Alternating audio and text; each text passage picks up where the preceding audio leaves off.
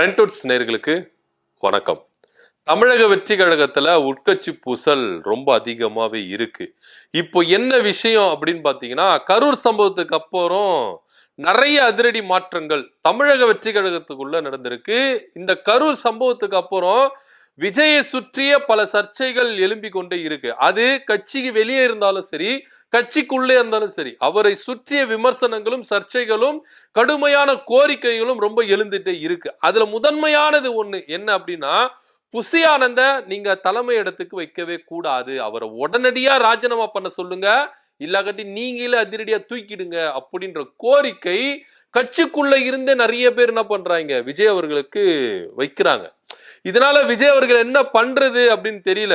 ரசிகர் மன்றத்துல நம்மள உச்சத்துல கொண்டு போய் வச்சதுல ஒரு பங்கு புசி ஆனந்தத்துக்கு இருக்கு. அதனால கட்சி ஆரம்பிக்கும் போது புசி ஆனந்த் என் கூட இருக்கணும் அப்படின்னு விரும்பிதான் பொதுச் செயலாளர் அப்படின்ற ஒரு உயர்வான ஒரு பதவியை புசி ஆனந்தத்துக்கு கொடுத்தார்.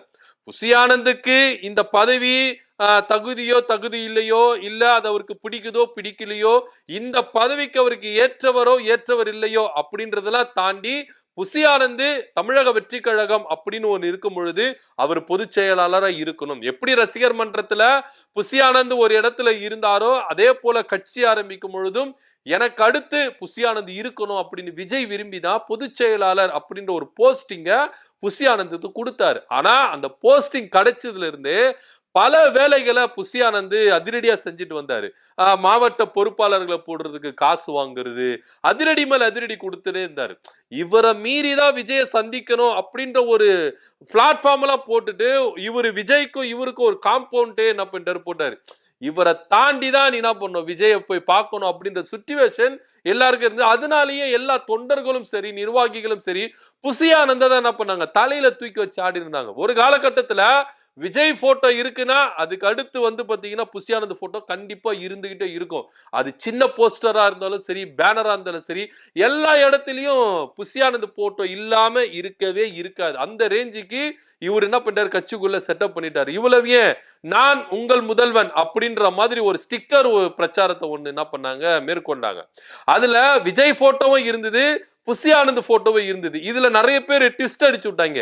யாருப்பா முதலமைச்சர், நான் உங்கள் முதல்வன் போடுற, மக்கள் முதல்வன் விஜய் போடுறீங்க, ஆனா இங்க புசி ஆனந்த் போட்டோவும் இருக்கு, விஜய் போட்டோவும் இருக்கு, இதுல யாரு உங்க மக்கள் முதல்வன் அப்படின்ற ஒரு டவுட் வந்ததுனால விஜய் அவர்கள் புசி ஆனந்த பூச்சி ஏறினார். எப்பா நான் தான் முதலமைச்சர், நீ இல்ல, மக்கள் முதல்வன் விஜய் அப்படின்னு போட்டு என் போட்டோ மட்டும் தான் இருக்கணும்.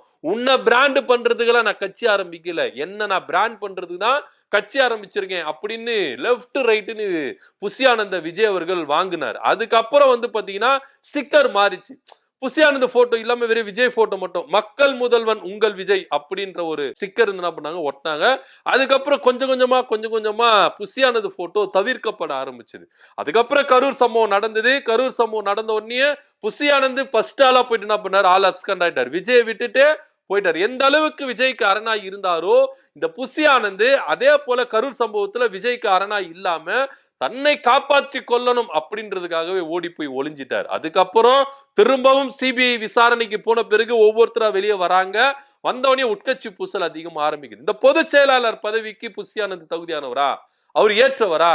அப்படி ஏற்றவரா இருந்திருந்தா கரூர் சம்பவத்துல விஜய் கூட இருந்திருக்கணும். ஆனா அந்த சமயம் ஓடி ஒளியாம எல்லாரையும் ஸ்பேஸ் பண்ணிக்கிட்டு ஆதவர்ஜனா தான் இருந்தார். அதனால இந்த பொதுச் செயலாளர் பதவிக்கு ஆதவர்ஜனா தான் கரெக்ட் அப்படின்னு சொல்லிட்டு இப்போ ஒரு பேச்சு அடி வாங்கிட்டு இருக்கு. இப்போ தமிழக வெற்றி கழகத்துக்குள்ள விஜய் அவர்கள் அதிரடியான ஒரு முடிவு எடுக்க போகிறார். புசி ஆனந்த் நம்மளுக்கு தலைவலியாவே இருக்கிறாரு, இவரை நாடு கடத்தணும், இவரை பார்சல் பண்ணி புதுச்சேரிக்கு அனுப்பிடணும். எந்த புதுச்சேரியில அடையாளமா நீங்க இருந்து எக்ஸ்எம்எல்ஏ அப்படின்ற ஒரு பதவியோட ரசிகர் மன்றத்துக்குள்ள வந்து இன்னைக்கு கட்சிக்குள்ளேயே பொதுச் செயலாளர் அப்படின்னு இருக்கீங்க, அதே பாண்டிச்சேரிக்கு போயிருங்க.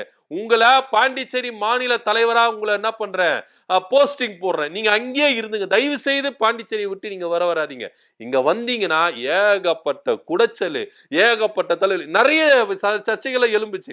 எப்ப அவரு தமிழே ஒழுங்கா உச்சரிக்க மாட்டேங்கிறாரு, இன்னா 87 அப்படின்ற மாதிரி எல்லாம் பயங்கரமா என்ன பண்ணாரு, தமிழை உச்சரிச்சிருந்தாரு. ஒரு பொதுச் செயலாளர் அப்படின்னும் பொழுது கட்சியை சரியா ஒழுங்கா வழி நடத்த தெரியல, ஒரு ஸ்டேட்மெண்ட் ஒழுங்கா படிக்க தெரியல அப்படின்ற சர்ச்சைகளும் எழும்பத ஆரம்பிச்சது. தமிழக வெற்றி கழகத்து குறித்து பொதுச் செயலாளர் அப்படின்ற சர்ச்சை ரொம்ப அடிப்பட்டு இருந்தது. அதனால இப்ப விஜய் அவர்கள் தெல்ல தெளிவா ஒரு முடிவு எடுத்திருக்கிறார். பாண்டிச்சேரிக்கு புசி ஆனந்த பார்சலை கட்டுங்க, அவர் அங்கேயே போயிருட்டோம், திரும்பி தமிழ்நாட்டுக்குள்ள வந்துடாதீங்க, நீங்க பாண்டிச்சேரி மாநில தலைவராகவே இருங்க. ஏன்னா இப்ப பாண்டிச்சேரியில விஜய்க்கு நல்ல ஆதரவு இருக்கு. ஏற்கனவே பாண்டிச்சேரியில புசி ஆனந்த் என்ஆர் காங்கிரஸ் தலைவர் ரங்கசாமி கூட ரொம்ப நெருக்கமா இருந்தவர். தன்னுடைய பிறந்த நாளுக்கு விஜய் கேட்டு அவர் வாழ்த்து வாங்குறாரோ இல்லையோ, விஜய் கேட்டு அவர் தன்னுடைய பிறந்த நாளுக்கு காலில் விழுந்து ஆசீர்வாதம் வாங்குறாரோ இல்லையோ, ரங்கசாமி கேட்டு என்ன பண்றாரு, ஆசீர்வாதம் வாங்கிடுவாரு. இந்த தடவை முதல்வர் ரங்கசாமி அவர்களே புசி ஆனந்த் வீட்டுக்கு வந்து என்ன பண்றாரு, வாழ்த்து தெரிவிச்சுட்டு ஆசீர்வதிச்சுட்டு போறாரு. சோ இப்போ இங்க பாத்தீங்கன்னா என்ஆர் காங்கிரஸ் அங்க பாண்டிச்சேரியில ஒரு புது விதமான கணக்கு போடுது. விஜய்க்கு நல்ல மாசு இருக்கு, பாண்டிச்சேரியில நல்ல வரவேற்பு இருக்கு. அப்படி இருக்கும்போது ஏன் நம்ம விஜய் கூட கூட்டணி வச்சு 2026 தேர்தலை சந்திக்க கூடாது, பாஜகவை கட் பண்ணிட்டு தமிழக வெற்றி கழகத்தோட கூட்டணி வைக்கணும் அப்படின்ற ஒரு பேச்சு கூட பாண்டிச்சேரியில அடிபட்டு இருக்கு. இதனாலேயே விஜய் அவர்கள் என்ன பண்றாரு, நம்மளுக்கு பாண்டிச்சேரியில ஒரு நல்ல வரவேற்பு இருக்கு, ஏன் புசி ஆனந்த் அங்க மாநில தலைவரா போடக்கூடாது, பாண்டிச்சேரி மாநில தலைவரா தமிழக வெற்றி கழக சார்பா புசி ஆனந்த போட்டு அங்க கூட்டணி அமைச்சு நீ அங்கேயே பாத்துக்க, தயவு செய்து தமிழ்நாட்டு பக்கம் வந்துடாத, இங்க நீங்க வந்தீங்கனாலே எனக்கு ஏகப்பட்ட குடைச்சலா இருக்கு, தலைவலியா இருக்கு அப்படின்னு சொல்லிட்டு இப்ப பார்சல் கட்டி அனுப்பிட்டாங்க புசி ஆனந்த. இப்போ புசி ஆனந்த் பாண்டிச்சேரி தமிழக வெற்றி கழக மாநில தலைவரா புதுசா அவதாரம் எடுத்து பாண்டிச்சேரியில அரசியல் நடத்த போறாரு. இப்ப இங்க யார பொதுச் செயலாளரை போடணும் அப்படின்னா ஆதவர்ஜனாவை இங்க பொதுச் செயலாளரை போட்டுறலாம் அப்படின்ற ஒரு கணக்கிலும் விஜய் அவர்கள் என்ன பண்றாரு, நகர்த்திட்டு இருக்காரு. ஏகப்பட்ட சர்ச்சைகள், ஏகப்பட்ட விமர்சனங்கள் விஜயை சுற்றி. இப்போ 41 பேர் இறந்த குடும்பத்தை சந்திக்க போறேன் அப்படின்னு இருக்காரு. ஆனா நிறைய பேர் வரல. இப்போ அவர் என்ன பண்ணிட்டாருன்னா, பாதிக்கப்பட்ட குடும்பம், அந்த கூட்டத்துல யாரெல்லாம் பாதிக்கப்பட்டிருப்பாங்க, கை உடைஞ்சு கால் உடைஞ்சு யாரெல்லாம் பாதிக்கப்பட்டிருக்காங்களோ கிட்டத்தட்ட 210 பேர் கிட்ட அவங்க என்ன பண்ணிருக்காங்க, கூட்டு வந்து இப்ப அடுத்த நிகழ்வு நடந்துட்டு இருக்கு. சோ இப்போ விஜய் நம்புறதுக்கு யார தயாராவே இல்லை. ஏன்னா விஜய் ஒருதலை பட்சமா செயல்படுறாரு. ஏன்னா இப்போ விஜய் ஆறுதல் சொல்றதுக்கு, ஆறுதல் கூடுறதுக்கு இவருடைய சுயநலத்துக்காகத்தான் அவங்கள வரவேற்கிறார். இவருக்கு முக்கியம்னா இவர் தான் அவரை தேடி போயிருக்கணும். ஆனா ஆறுதல் சொல்றது கூட இவரு தேடி போக மாட்டாராம், அவங்களா ஆறுதலை வாங்கிட்டு போனோமா. இது எந்த ஒரு அநியாயம் தெரியல. எந்த ஒரு தலைவர்களோ இந்த மாதிரி ஒரு ஆறுதல் சொல்லி எந்த கட்சி வரலாற்றிலும் இல்லவே இல்லை. நீங்க இந்தியாலேயே எடுத்துக்கங்களேன், பாதிக்கப்பட்ட குடும்பங்களை தப்போ ரைட்டோ அந்த சம்பந்தப்பட்ட தலைவர்கள் போய் சந்திப்பாங்க. எதிர்ப்பு வருது வரல அது அப்பாற்பட்ட விஷயம். ஆனா அந்த குடும்பத்தோட இருக்கணும், அவங்கள தேடி போவாங்க. ஆனா இங்க எப்படி நம்ம தமிழ்நாட்டுல விஜய் அவர்கள் புதுசா அரசியல் செய்யற, மாற்றத்தை கொண்டு வரேன் அப்படின்னு சொல்லிட்டு எப்படி நம்ம மாற்றத்தை கொண்டு வந்திருக்கிறாரு. பாதிக்கப்பட்ட குடும்பங்களுக்கு விஜய் கேட்ட ஆறுதல் வேணும்னா நீங்க ஆறுதல் வாங்கிட்டு போங்க, நாங்க ஆறுதல் சொல்ல மாட்டோம். ஆறுதல் உங்களுக்கு வேணுமா வாங்கிக்கோங்க விஜய் கிட்ட அப்படின்ற ரேஞ்சில தான் விஜய் அவர்கள் என்ன பண்றாரு, இன்னைக்கு செயல்படுறாரு. இது எந்த அளவுக்கு ஒரு கட்சி தலைவருக்கு உகந்த பண்பு தானா, விஜய் அவர்களுக்கு தமிழக வெற்றி கழகத்துக்கும் இது ஏற்ற பண்பு தானா அப்படின்றது சிந்திக்க வைக்கிறது இல்ல. இப்போ பாதிக்கப்பட்ட குடும்பங்களுக்கு விஜய் அவர்கள் ஆதரவா இருக்கணும், அதுல எந்த வித மாற்று கருத்து இல்ல. ஆனா ஆறுதல் சொல்ல நீங்க தானே போகணும், ஆறுதல் வாங்குறதுக்கு கூட அவங்க தான் வர வேண்டியது இருக்கு. இவர் போய் தேடி போயிட்டு ஆறுதல் கொடுக்கிற மாதிரி தெரியல. இது எல்லாமே அரசியல் ஸ்ட்ராட்டஜி தான். இது விஜய் அவர்கள் ஆதாயத்துக்காக.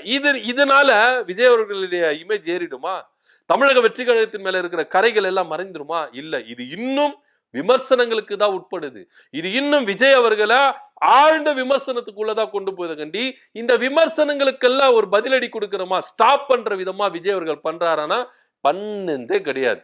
கரூர் சம்பவம் ஏற்படுத்திலிருந்து விஜயை சுற்றி வருகிற விமர்சனங்களுக்கு ஒரு புல் ஸ்டாப் வச்சுட்டு விஜய் போறாரா? இல்லவே இல்லை. அது கமா ஸ்டார்ட் பண்ணி கண்டினியூ தான் பண்ணிட்டு இருக்காரு. ஏன்னா தொடர்ந்து அவரை பத்தி பேசிக்கொண்டே இருக்கணும் அப்படின்றதா. இன்னைக்கு இழந்து பாதிக்கப்பட்ட குடும்பங்களுக்கு ஆறுதல் சொல்றதுக்கு அவங்க தேடி ஆறுதல் வாங்குற மாதிரி இருக்குது. இது எந்த விதத்துல ஒரு அநியாயம்ன்றது எல்லாரும் யோசித்து பார்க்கணும். இப்படியா இருக்கும் பொழுதுதான் இது ஒரு பக்கம் இருந்தாலும் கட்சிக்குள்ள பொதுச் செயலாளர் புசி ஆனந்தன் நீக்கியே ஆகணும் அப்படின்ற ஒரு கட்டாயத்தினால விஜய் அவர்கள் தள்ளப்பட்டிருக்கிறார். அதனால புசி ஆனந்த விடுறதுக்கும் விஜய்க்கு மனசு இல்லை. ஏன்னா புசி ஆனந்த் வேணும் விஜய்க்கு. அதனால நீங்க பொதுச் செயலாளர் இருக்க வேணாம், நீங்க ஒரு மாநிலத்துக்கு தலைவரா போயிடுங்க. இங்க எப்படி நான் தலைவரா இருக்கிறனோ புதுச்சேரிக்கு நீங்க தான் தலைவர். புதுச்சேரி மாநில தமிழக வெற்றி கழக தலைவரா நீங்க அங்க போயிடுங்க. உங்களை அப்பாயின்மெண்ட் பண்றேன் அப்படின்னு சொல்லிட்டு புதுச்சேரிக்கு பேக்கப் பண்றதுக்கு ரெடி ஆயிட்டாரு விஜய் அவர்கள். இங்க பொதுச் செயலாளரா ஆதவ் அர்ஜுனா உட்கார போறதா தகவலை வந்துட்டு இருக்கு. என்ன நடக்க போகுது, எப்படி மாற்றங்கள் நிகழ போகுது, இதை யாரெல்லாம் அக்செப்ட் பண்ணிக்கிறாங்க, இதை தவிர்த்துட்டு விஜய் அவர்கள் நிறைய மாவட்ட செயலாளர்களை மாற்ற போறதா தகவல் வந்துட்டு இருக்கு. ஏன்னா மாவட்ட செயலாளர்கள் மாவட்ட பொறுப்பாளர்களா போட்டு யாரும் ஒருத்தரும் வேலை செய்யவே இல்லை. எப்படி வேலை செய்வாங்க? புசி ஆனந்த் நீங்க இங்க போட்டு இருக்கிற வரைக்கும் அவங்க எப்படி வேலை செய்வாங்க? உங்க பேச்சை கேட்கறதே அவங்க தயாரா இல்ல. புசி ஆனந்த் என்ன சொல்றாரோ அதுதான் அவங்களுக்கு வேத வாக்கு. விஜய் சொல்றது வேத வாக்கு கிடையாது. அங்க இருக்கிற மாவட்ட செயலாளர். சோ அதனால சரியா வேலை செய்யாத மாவட்ட பொறுப்பாளர்களையும் மாத்த போறதா இங்க தகவல் வந்துட்டு இருக்கு. என்ன நடக்க போகுது அப்படின்ற பொறுத்திருந்து பார்க்கலாம். புசி ஆனந்த பாண்டிச்சேரிக்கு பேக்கிங் பண்றதுக்கு விஜய் அவர்கள் ரெடி ஆயிட்டாரு. புதுச்சேரி தமிழக வெற்றி கழக மாநில தலைவரா புசி ஆனந்த அங்க அப்பாயின்மெண்ட் பண்ணிட்டு இங்க பொதுச் செயலாளரா ஆதவ் அர்ஜுனாவை அப்பாயின்ட் பண்ண போறதா தகவல் வந்துட்டு இருக்கு. இதை பத்தியோட கருத்து என்ன அப்படின்றது கீழே கமெண்ட் பண்ணுங்க. நன்றி, வணக்கம்.